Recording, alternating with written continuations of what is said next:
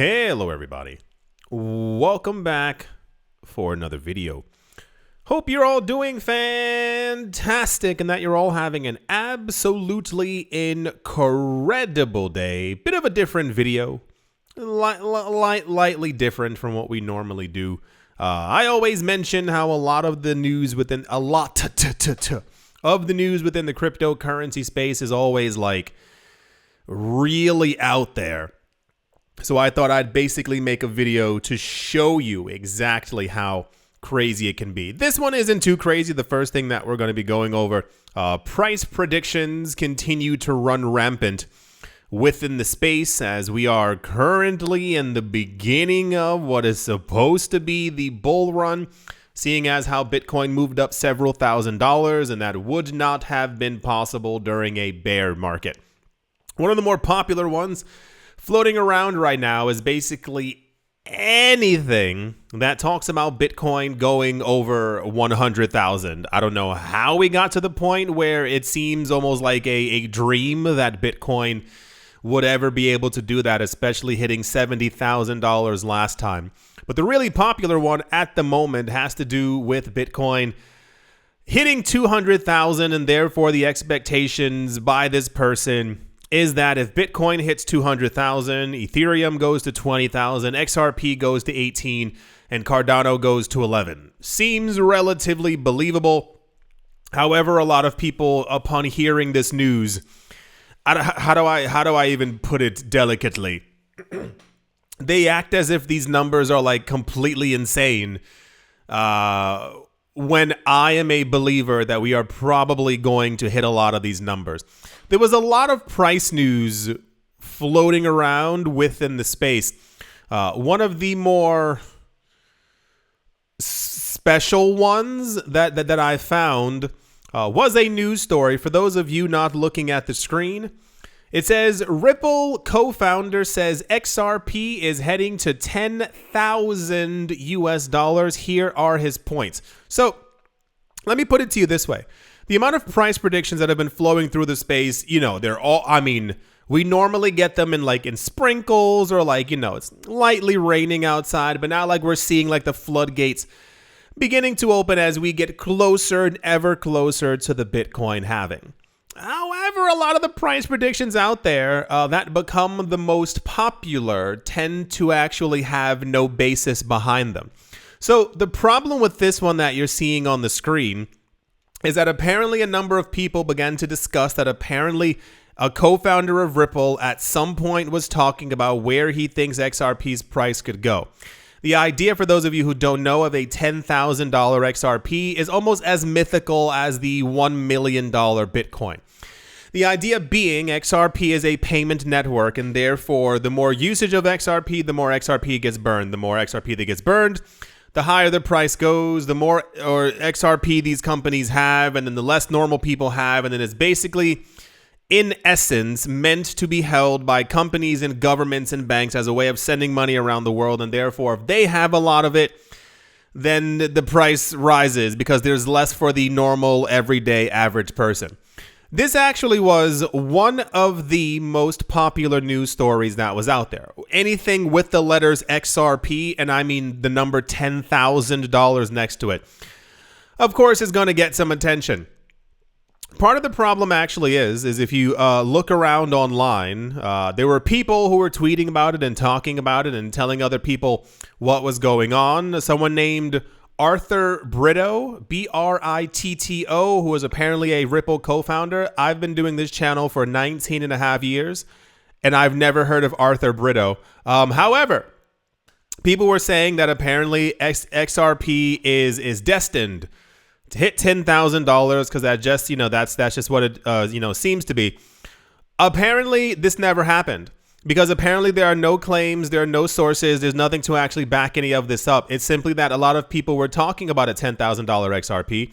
Someone said that a co-founder who I've never heard of for Ripple said that XRP was going to $10,000, and then apparently this man never said it at all. So I told you it was going to be like a bit of a different video, and the vast majority of things in this video are going to be stupid news.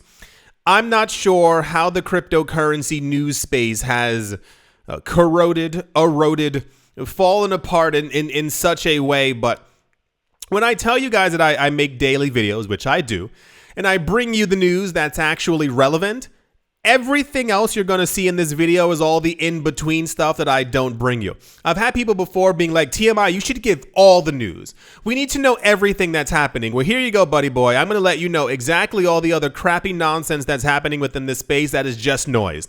Consistently just noise that really has nothing to actually do with the cryptocurrency space or prices or anything that's based in some sort of relative reality.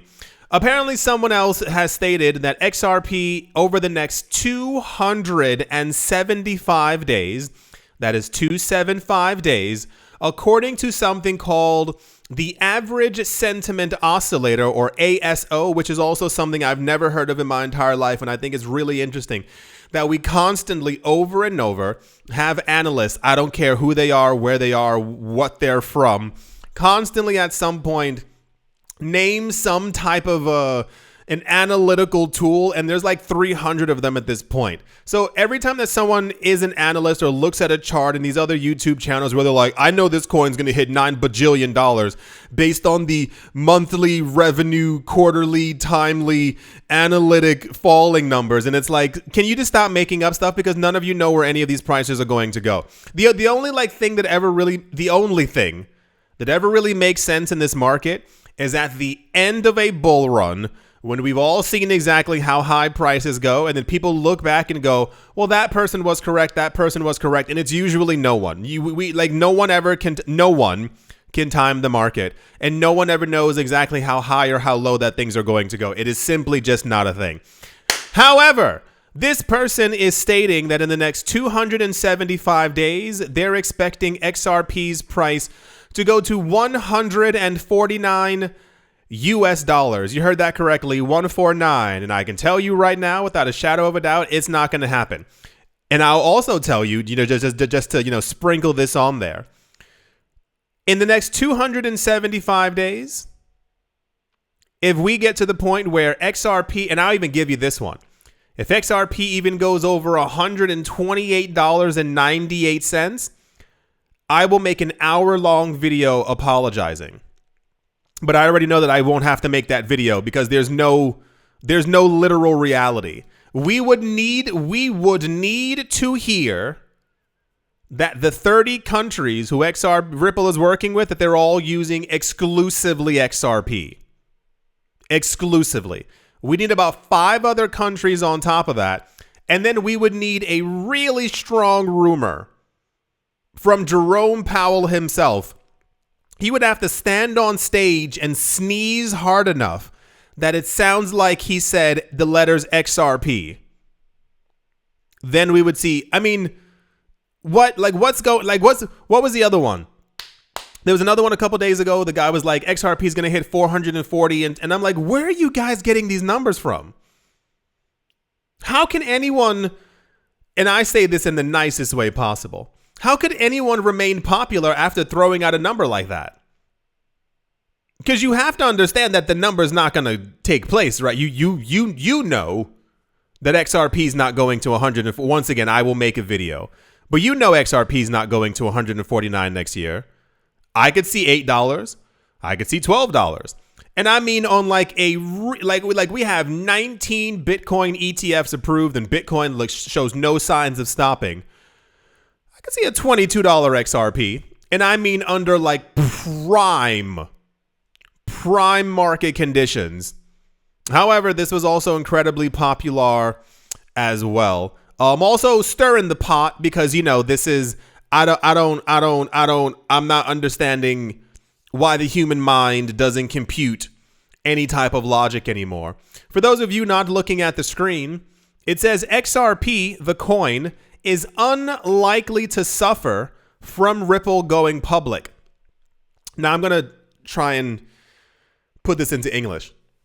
For those of you who don't know, there have been rumors for a very long time that Ripple, the company, is trying to go public within the United States of America, which makes the news that we've been getting over the last couple of years is like, despite the SEC thing going on, Ripple's still working. And it's like, yeah, because they're a business. They said before and have hinted heavily, basically stating it, that when the entire lawsuit from the SEC is over, they plan on going public within the United States. Sure, why not? I see no reason for them not to, as they're trying to simply make more money. However, the discussion has somehow appeared that if they go public, that XRP is going to go down. I'm trying not to curse. What logic stands beside you and Icarus flying towards the sun? Because I'm feel like I'm missing something. If Ripple manages to end the lawsuit with the SEC, XRP is going to go up. If Ripple manages to go public, and every single person, everyone listen. Everyone knows that all of their products use XRP. If they go public and people know that they're only using XRP, XRP's price is also going to go up. Who on Twitter and on the internet thought that it would be a negative for XRP? What's going on, everyone? What's happening? What am I missing? So no, XRP is not going to suffer and is not going to go down. It will only do well because it's so firmly attached to the company. They're going public for a reason, and they've reiterated. Brad Garlinghouse has sat on stage for what seems like 95 years at every single cryptocurrency event and has told us XRP is their priority. This was also proven when they locked away their own XRP for 5 years. 5 years in a rotating escrow just to let everyone know that they're not going to dump all their coins. Because listen, because if XRP does actually go to $22, $45, $149.99, they will be one of the richest companies on the planet. This was very popular news in front of me. A lot of people were discussing this on Twitter as if this was like some revelation that XRP was going to do better. You see why I skip over this news and why I don't bring it to you? Because it is literal pure nonsense. Constantly. It's almost never ending within the space as well. And I don't know how we got here. Like, I haven't figured out why 90% of the news is just basura. It is just pure smelling garbage. For those of you not looking at the screen, it says, can we expect a Santa rally for Bitcoin this Christmas? There are a lot of time frames within the cryptocurrency space that people for some reason believe are true, and I had assumed we got away from that.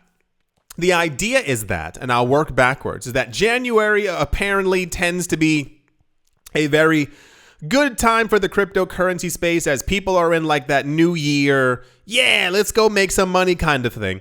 Apparently spring is also supposed to be a good time. Like the idea of like crypto spring is kind of from that idea, like it is springtime and therefore the crypto market will do well. I'll get to it, I promise.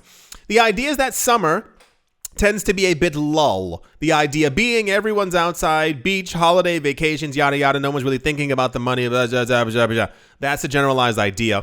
We also have the idea that, once again, around September, people are going back to work. They're looking for new ways to make money. Cryptocurrency market ends up going up in price. We also have the idea of Uptober. That is the idea that Bitcoin always goes up in October. There's also, what's the thing for November? It's, it has another weird like phrase for it as well. And then December tends to be the idea of, will there be a Santa rally? Now, having been in this market for as long as I have, these things do not exist. It may be a coinkydink that around October, we see that Bitcoin's price rise, but that was mainly because of the rumor that we were going to be getting a spot Bitcoin ETF, which is what the market has been waiting for since the year 1912. The other part of it is people continue to throw these things out there as almost like a hopeful whim for the market, as if something. Do you expect Santa to actually rise the price of Bitcoin? What is this idea that the market would collectively come together and hold hands, push money into the market and go, well, we deserve this. I mean, it's almost the 24th. It's almost Christmas Eve. Like, we just gotta raise the market. The amount of articles in the last 4 months about not only price predictions, but as far as like, will this be the month that Bitcoin? Can we all just, one, calm down, and two, just wait for the halving? Every month doesn't have to be a thing. You know what also bothers me as well? Like, really, really annoyed at it. For those of you who are and are not in the States, you know that every day has a thing. Now, I'm sure that's confusing for people who are not in the States. You know that every single day within the United States is dedicated to something about you having to spend money. So there's like donut day, there's waffle day, there's like shoe day, there's like party day. There's a day, like literally, like find it online. There's a day literally dedicated so that you go outside and spend your money every single day because you're like, well, this is the day that everyone's doing it. And that somehow has washed into the cryptocurrency space, but on like a monthly kind of basis where people are constantly expecting something. This market, the cryptocurrency market, is not going to move because of Santa, because of a pumpkin, because of a turkey, because it's hot outside, because it's cool outside. The only thing that we are waiting for right now is the introduction of and or multiple spot Bitcoin ETFs and the Bitcoin halving. We as a market have always done exceptionally well a month or two before the halving and 18 months after the halving as well. We're almost there. We don't need Santa Claus for this. Also in the news, for those of you not looking at the screen, it says, did you know Sam Bankman-Fried apparently lost millions worth of XRP? It says SBF purportedly hated the idea of telling investors about how much XRP that he lost. Apparently, he lost around $4 million worth of XRP. I'm not sure if I'm supposed to care. I'm not sure if that... Am I supposed to buy more XRP because he lost some? Am I supposed to be afraid? Am I supposed to warn my friends that Sam Bankman-Fried lost XRP and therefore, what's going to happen to the market now? It's the same exact thing when we had the news about Vitalik Buterin moving around his own money that he owns and putting some of it onto cryptocurrency exchanges. This like weird fear-mongering thing is quite special within the cryptocurrency space because I believe that. Now, once again, I am not a financial expert. I am not someone who scours and has read tens of thousands of books about economies or economic downfalls or rises. The history of economics. I'm not an expert. I'm a daily cryptocurrency kind of guy though, and I know what liquidity actually is. Is it that Sam Bankman-Fried is supposed to be the devil and therefore him losing $4 million worth of XRP is supposed to scare the market? Are we supposed to care that he hated the idea of telling people that why should I care about anything this man says? Regardless of anything that he is purportedly asserted to have done, I will never meet him. I will never be in the same room as him. We will not be sharing, drinks inside of a cafe. It's never going to be a thing, and neither will any of you. I don't know how to make that clearer than what I currently.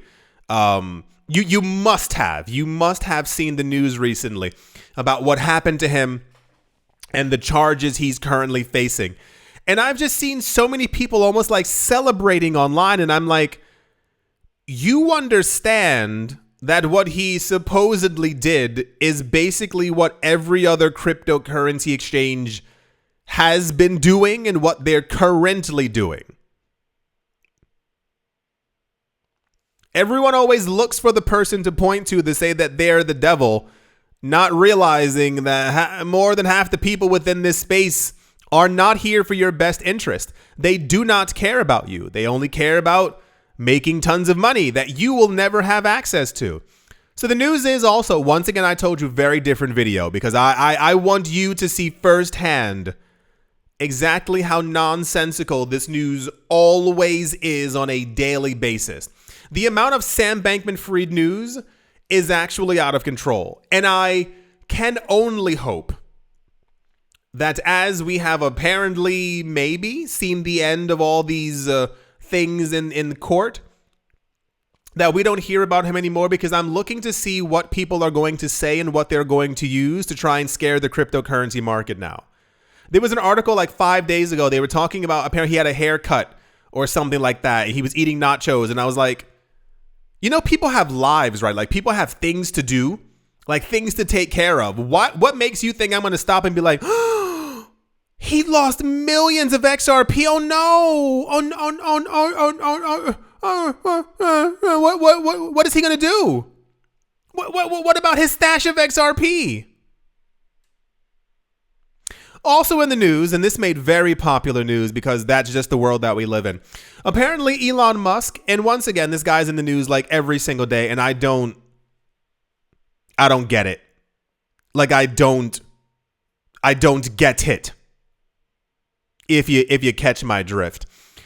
Apparently, once again in the news, people were asking Elon Musk, is SpaceX, is Tesla, is Twitter, is Bagubala, and all these other things that he owns, are they ever going to be creating their own token, their own coin? Whatever it is, it will not be decentralized, so it will not be a cryptocurrency.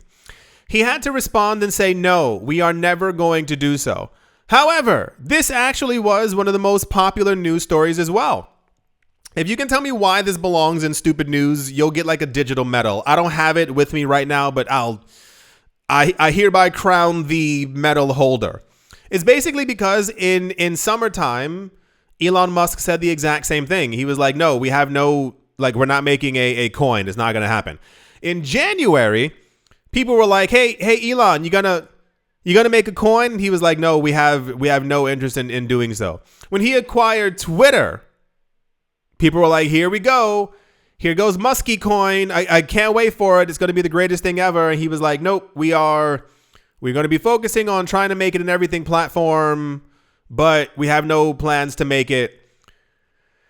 We have no plans to make a coin. So imagine my surprise when the news floating around was people asking Elon Musk once again if he was planning on making a coin. And apparently he had to be super clear because, you know, it's bad when the guy who makes sure that he's in the news has to like get annoyed and be like, no, like I just told you like 47,000 times, like we're not creating a coin.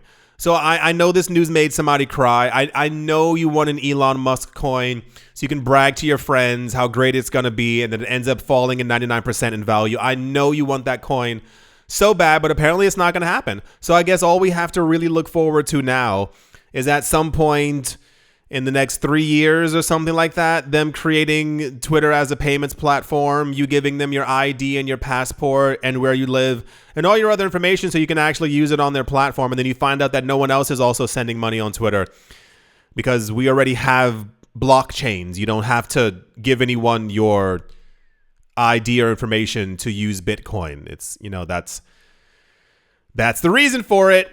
That's also the Elon Musk news. What's this one? Oh, also in rather special news. So for those of you who missed it, apparently the Federal Reserve, the people who print money within the United States of America, announced, or rather Jerome Powell, that they are not going to be raising interest rates. They're leaving it exactly where they were. A lot of people on the news and the crypto news was absolutely out of control because people were trying to figure out if Bitcoin's price was going to rise or fall based on the news. It didn't do anything for like a day and a half until the stocks began to fall, and then the cryptocurrency market fell, and they were like, how did this happen? It's because we've been correlated to each other for the last 2.5 years. So of course, you know, whatever happens there. However, the other news is basically that they re-announced that they're not raising interest rates, but in the future, if they choose to raise interest rates, they'll raise them. And if they choose to lower them, they'll lower them. And if they want to keep them the same, they're going to keep them the same. This was apparently also very big news within the cryptocurrency space because a lot of people were like, wait, what's going to happen? What are we supposed to This is what's one of the theories called? I can't remember the name off the top of my head. Imagine you hear that tomorrow it's literally going to rain apples. And you panic. You go completely insane. I don't have enough baskets. How am I supposed to deal with this? You start looking at your baskets. Some of your baskets have holes in them. You realize you can't go outside and like take your coat because an apple smacks you in the head, and you're like it's not gonna be a good day. So you panic constantly over something that you cannot control. None of us here, not one single one of us has any control over what Jerome Powell is going to do with the Fed's rate.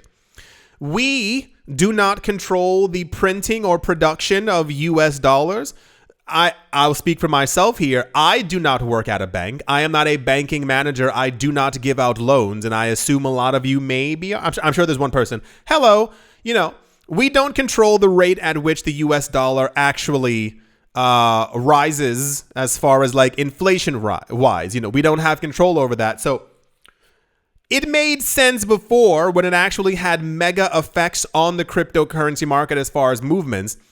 But we cannot control the interest rates, and we will never be able to say where they will go and will not go. Why do so many people continue to panic over this news as if it's something like we can't control it? All we can do, we in the cryptocurrency space can do is basically accumulate crypto and wait for prices to rise, because we've seen before in the past that they tend to rise after the halving. Any other panic and being scared and having a hard time and being like, oh no, the interest rates, we can't do anything about that. Why worry about it? Why was this also prominent cryptocurrency news that the interest rates have been frozen? They are probably going to either keep interest rates the same for over a year and or raise them. Inflation is still with us, and it's still really strong. That's why you keep hearing all these people say like inflation's really sticky. It's like, no, because you keep printing more money. You keep making sure that everyone's in debt in some sort of way, so more money has to be created for the system. Inflation's always going to be with us in some sort of manner. And until we consistently get between a 1 to 2% interest rates are then going to continue to remain high. We can't do anything about it. And I've seen people discussing, not here, but also on Twitter and yada yada, talking about how they're angry at the interest rates and how they can't buy a home or don't want a mortgage. You have to stop worrying about it. You can't do anything about it. You have to go on with your life and do other things. You worrying is only worrying other people around you, and they can feel the energy from you constantly being worried. None of us can do anything about this. Not one person. So at some point next year, they're probably going to freeze rates again or raise them even higher to really disincentivize people from trying to take out loans and trying to get mortgages and trying to get inflation to actually go down. We can't control it. Even more so, here's another one. If inflation ever does go back down to 1 to 2%, they're going to lower interest rates. More money is going to be printed, and then inflation will go back up. We can't stop it. Like me and you, we are not the World Bank. Also in the news, this is stupid news. This is STOOPID news. Peter Schiff is he's a guy. He's a guy who's been in the cryptocurrency space for roughly around a decade at this point. But the problem is that he's not actually in the cryptocurrency space. He is what you would call a gold bug. He believes in the power of gold and believes that, what's the word? The word's not illusion. I'm going to try and find the word. He believes that at some point gold is going to outperform Bitcoin. Delusional. I know I had illusion somewhere in it. He's delusional. There we go. Remember I showed you the chart before about a week ago, and also I posted it on Twitter that shows if you had to put $1 into Bitcoin and $1 into gold at the exact same time, you would have $1.94 worth of gold. Keep that in mind. 14 years, $1 in gold, you have $1.94. $1 in Bitcoin, you'd have $38 million. There is a near 0% chance that gold is going to ever perform like Bitcoin or ever perform better than Bitcoin. It is like there's the actual number is 0. Gold is not going to go up by 3.8 million%. I don't know who needed to hear that. Like to, just to whoever needed those words. However, this man consistently goes on to the news and talks about Bitcoin every single day. And I saw someone post about him about a month and a half ago, and they really changed my entire perspective. They said, "Dear Peter Schiff, thank you so much for working tirelessly to promote Bitcoin," because everything he says is always absolute nonsense. He keeps writing every single day, Bitcoin's going to 12,000, Bitcoin's going to collapse, gold is going to outperform it. But he's been wrong every single time. So it's basically like free advertisement for us, for everyone else who follows him and is trying to get some type of like economic advice. They can look back and say, without a shadow of a doubt, this man has been terrible throughout the entire time. However, I'm coughing like so much right now. The other portion of it is, which also made very big news for those of you not looking at the screen, Peter Schiff has said that CNBC and a bunch of other news platforms should also be, scrutinized and or to blame for people losing money because of FTX. The idea being, CNBC talked about FTX and Sam Bankman-Fried, and he's like, well, because they did that, now people have lost money. I don't understand. Maybe he's lonely. Maybe that like there's literally nothing to do. Maybe his house is just filled with gold and he's just breathing in like the metallic fumes all day or something like that. FTX, Alameda, Genesis, Gemini, Coinbase, Kraken, Binance, any other crypto exchange, they've all at some point been spoken about and or praised by Fox, by CNBC, by Bloomberg, by the Wall Street Journal, you name it, because these are companies that are worth billions of dollars. The only reason why FTX is a discussion is because people figured out that they were doing something wrong. The problem is that they're usually all doing something wrong and no one can point a finger until we have actual proof of anything. Do you understand what I'm saying? The entire idea of FTX being this monster comes from the fact that someone pointed a finger and was like, hey, they're doing X, Y, and Z. And everyone was like, oh my gosh, they were actually doing it. If we looked at the finances of every other crypto exchange, do you think they have a completely clear, completely free list of things? They've never commingled customer funds. They've never done things that they shouldn't have done with customer funds. They were never moving around money. They never bought property or land. They weren't buying any homes or houses.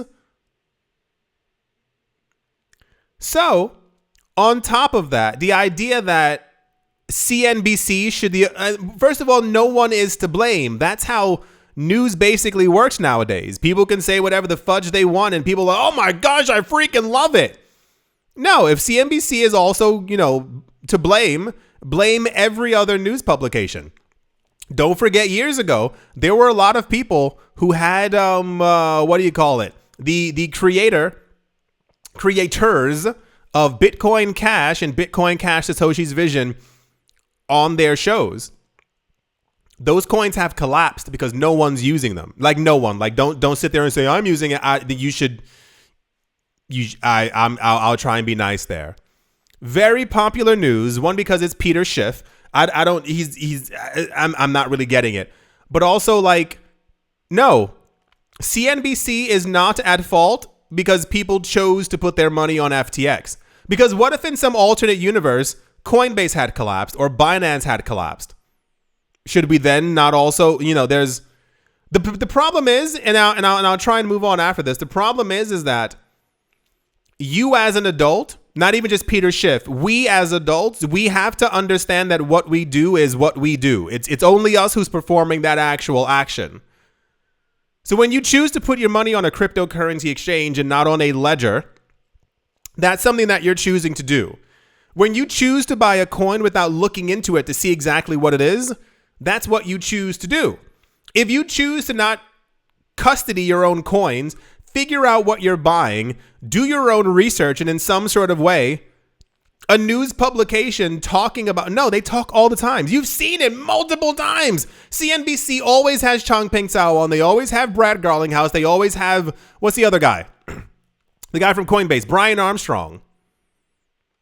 If in 2.5 years, randomly, we heard that something was wrong with Coinbase and Brian Armstrong got ousted, randomly, would it then be CNBC's fault as well? Would it be Fox Business because Fox Business had Brian Armstrong on and they were talking about how much money that he made?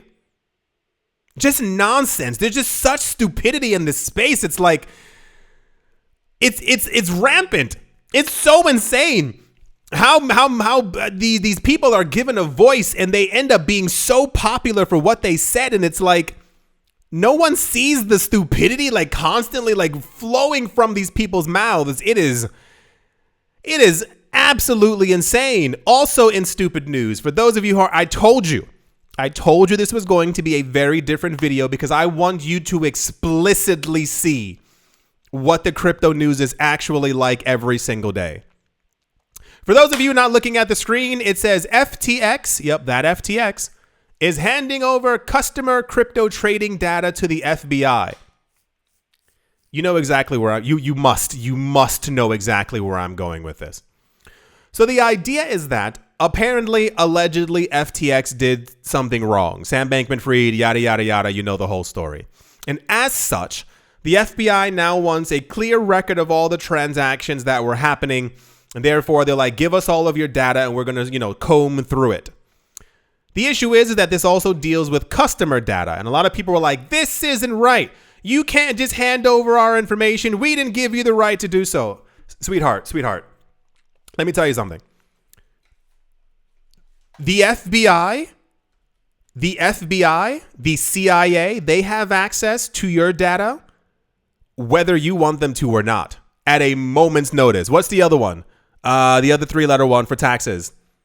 NBA? No. What is it?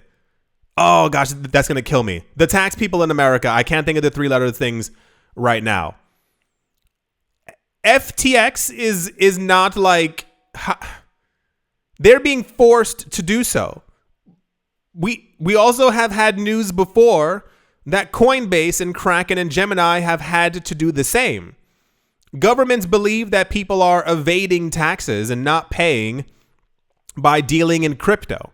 So we've heard multiple times over the years that these crypto exchanges have given this information to the FBI and the CIA and the ABC and the 123 because they're told to do so. There is no crypto exchange on this planet that is going to fold their arms and go, FBI, CIA, no, you cannot have these documents. They're for our customers. Decentralization. This was also major news. Throwing another situation where people were trying to pretend that FTX is like some kind of monster. No, your favorite crypto exchange has also done the exact same thing. Your documents are handed over.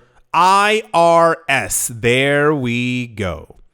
Your documents are handed over to the IRS. That's the tax authority within America. At a moment's notice, if they ask for it, they have to hand them over.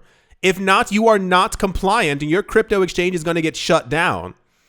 So yes, FTX is handing over customer data because, the allegations are is that something illegal took place.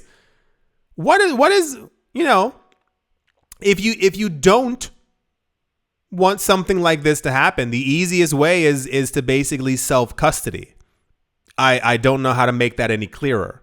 This is why, when we talk about, remember earlier this year, it was PayPal, Visa, and MetaMask who all were like, hey, link up your Visa card. Hey, you can use MasterCard here. You can link this up to PayPal.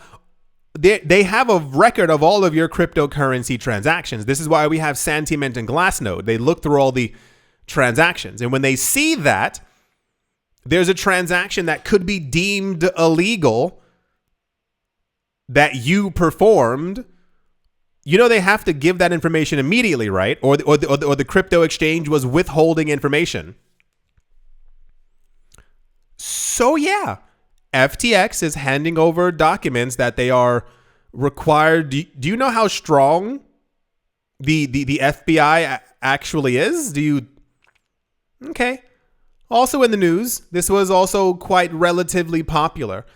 We had news that apparently, upon the freezing of interest rates, the United States also added around 150,000 jobs in October, which is absolute nonsense. For those of you who don't know how unemployment figures and job figures work within the United States, and this is the best part. For unemployment figures, the idea is that, let's say, well, not even, there are 300 million people in the United States, 300 million.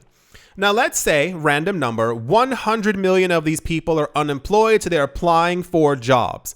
The amount of applications that these people have to put out is actually counted. And we can see this person put in a thing, this person put in a thing. These people are looking for jobs, and therefore it can be deemed that they are unemployed. The issue is if at some point you become annoyed, upset, can't find anything, or for whatever the reason is, you don't put in that you're looking for a job, the government assumes that you found a job. And therefore, unemployment numbers then become skewed because they go, whoa, unemployment went down. People found jobs. That's not how it works. Like, literally, that's not how it mathematically works. It's the same exact thing with the consumer price index. So you'll hear that inflation is 3%, 4%, 5%. It's because governments take a basket of foods that are commonly found at the supermarket and they go, okay, this price rose by 2%, this price rose by 4%, this price rose by 7%. They get the average, and that's what they say that it is. Well, part of the nonsense is that's also not how inflation should actually work, because it doesn't work that way. Because a lot of you aren't buying that basket of foods, you're buying other things. And you see that the price of something that was $10 is now $14.50. Well, that's not a 3% increase. It's the same exact thing when you're buying gas or petrol. You've seen the prices rise almost double from where it was last year. Your rent that was $2,000, they're trying to raise it to $3,400. That doesn't seem like 3 or 4%. The numbers are actually terrible. I watch so many economic documentaries or videos, all the time, constantly all the time. The numbers are staggering, but the problem is that the lie has to continue. Because you, as the United States, if you show that your actual inflation rate is around 27 to 34%, that means that, we're all in trouble. But you have to find a CPI data to show, well, it's not that bad, while everything else continues to rise in price rapidly around you. It's the same exact thing with the labor market and the jobs market and the unemployment numbers. The idea is that if people stop filing, also for those of you who don't know, because of the lack of actual social systems and or safety nets within the United States, you can only get unemployment and or government assistance if you lost your job from something catastrophic for only so long. Like, it's literally not forever. So when unemployment runs out and you are no longer able to get this money, regardless of the fact that you put in 1,000 job applications and you still found nothing, because your unemployment runs out, you are no longer considered unemployed.